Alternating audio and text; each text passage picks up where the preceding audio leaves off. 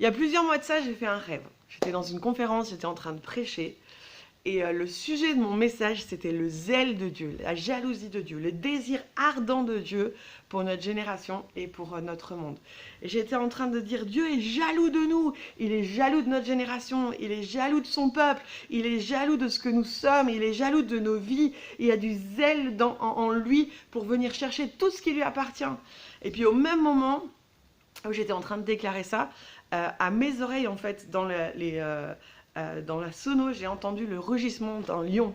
Un lion qui rugissait, il rugit sur nos ennemis et il rugit aussi pour dire combien son amour est ardent et combien son désir pour nous est ardent. Et quand je me suis réveillée, il me semblait vraiment que c'était une parole pour nous dans ce temps et dans cette saison. Et c'est une parole qu'on veut emporter aussi avec nous dans ce temps où on se prépare pour notre rendez-vous du 25 au 27 octobre, où on a envie d'être rassemblés ensemble pour dire qu'il y a une génération qui est prête à se mettre à part, qui est prête à se préparer pour être envoyée par Dieu là où il veut, parce qu'elle a entendu le lion de Juda. Elle a entendu Jésus rugir. Elle l'a entendu appeler avec jalousie, avec zèle, cette génération qu'on représente et qu'il a envie de faire lever et de faire bouger pour accomplir ses plans sur la terre. Nous ne pouvons pas être une génération qui continue à vivre avec un pied ici et un pied là.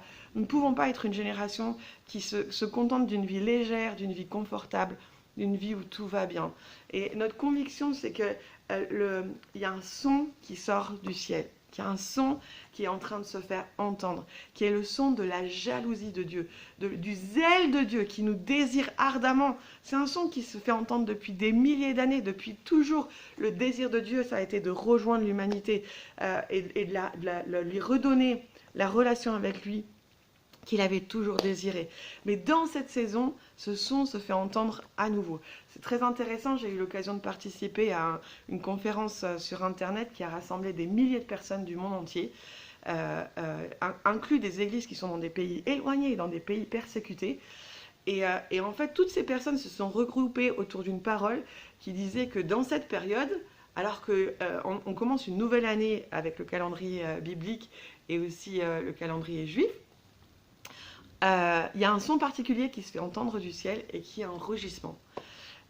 Et nous, avec l'équipe de Réveiller les héros et avec le rêve que j'ai fait, on a dit on croit à ça et on veut s'aligner à ça parce qu'on a reçu la même chose.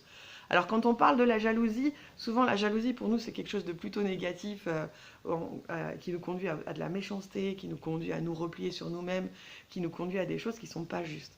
La jalousie de Dieu c'est différent.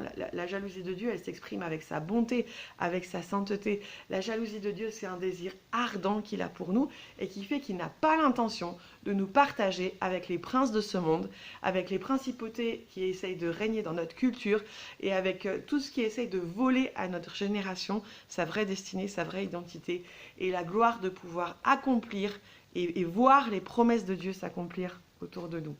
Que vos oreilles soient ouvertes, c'est ma prière vraiment dans ce temps aussi où on prépare cette conférence et c'est ce qu'on a envie d'entendre aussi dans ces 3 jours de conférence où on sera ensemble. On veut entendre le lion de Juda rugir sur notre vie, rugir sur notre génération.